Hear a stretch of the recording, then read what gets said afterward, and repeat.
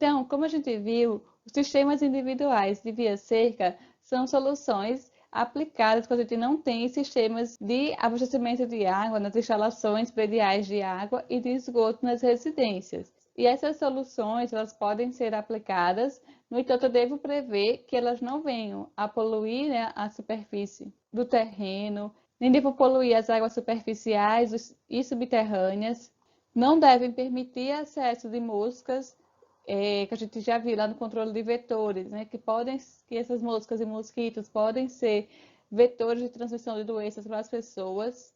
Não deve exalar mau cheiro, não deve ferir a estética daquela residência ou do local onde é aplicada uma solução individual por via seca, e também não deve ser de custo nem de construção elevados, nem de operação também muito elevada. E aí as soluções que a gente tem são as fossas secas de buraco, fossa seca tubular, a fossa estanque, fossa de fermentação, fossa química e a privada com receptáculo móvel. Dessas 6, vou destacar aqui para vocês nessa aula essas 3, que são a fossa seca de buraco, a fossa estanque e a fossa de fermentação.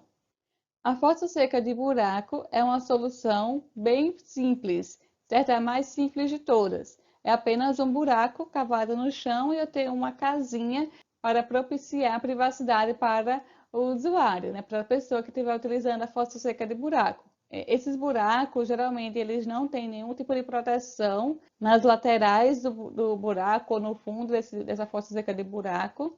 E ela vai ser para receber as fezes, a urina e também papel higiênico, sem receber nenhuma adição de água. É apenas essa fossa seca, né, chamada de seca por isso, por não receber nenhum tipo de água. Eu vou ter uma tubulação para ventilação, para não ficar, né, os odores muito fortes dentro da casinha, não retornar pela privada ou pelo buraco. E também uma tela na saída do tubo para ventilação, para proteção contra insetos. Então, o usuário, né, acessa a casinha e faz suas necessidades destinando seus dejetos para esse buraco. Pode-se aplicar uma privada ou não, né, dependendo das estruturas mesmo da residência. E uma observação importante em relação a essas fossas secas é em relação à sua disposição no terreno, né, de onde instalar, de onde colocar a fossa seca. Então, é importante que a gente coloque, né, instale a fossa seca, se esse for o caso, próximo às residências. Não adianta também colocar uma casinha dessa fossa seca de buraco longe das pessoas, e também uma zona livre de enchentes, de locais que possam acumular água, que ela vai ser uma fossa seca, né, que não receberá água. E em relação à captação de água por poços, por exemplo, né, de água subterrânea, a fossa seca deve estar instalada a jusante desse poço, né, no ponto mais baixo. Se eu colocar a fossa seca, né, anterior ao poço de captação, eu posso ter contaminação cruzada dessas fossas em relação ao poço de água subterrânea. E aí, tem o manual de saneamento da FUNASA, ele recomenda uma distância mínima de 15 metros entre as fossas e o poço, sendo que a fossa deve estar numa cota de topografia inferior ao poço. Aqui está um exemplo, o manual da FUNASA também estabelece algumas diretrizes em relação ao tamanho, aos espaçamentos, né, modo de construção dessas fossas secas de buraco. Posso ter tanto uma que seja mais simples, sem tubulação de ventilação, como também é que eu tenho um tubo de ventilação, que é mais indicado. E essas fossas vão ser utilizadas continuamente e não se prevê limpeza dos dejetos. Vai ter determinado período que vai encher e eu vou precisar fornecer uma outra fossa, né? Cavar outra fossa dessa mesma forma, se for o caso.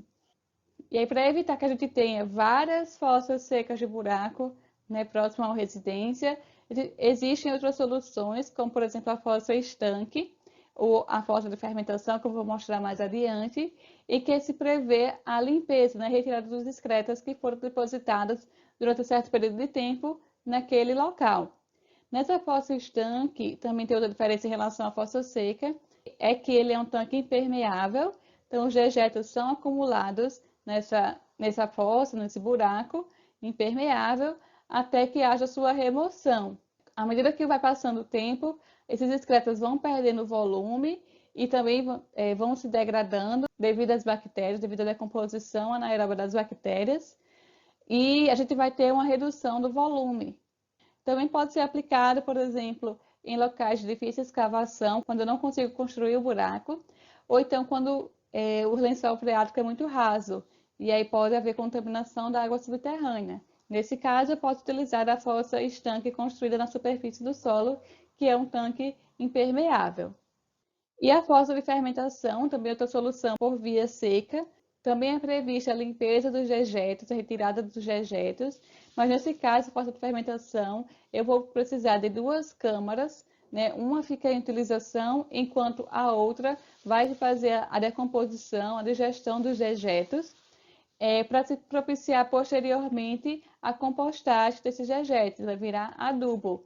Esse tempo de fermentação, né, no tratamento anaeróbio dura em torno de 8 meses a 1 ano, e por isso que é preciso ter sempre duas câmaras, né, uma do lado da outra.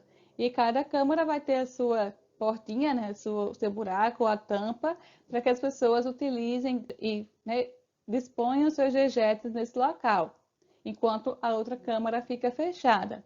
E eu posso, depois de 1 ano, retirar esses dejetos já decompostos e aplicar no solo para se transformar, né, para servir como adubo.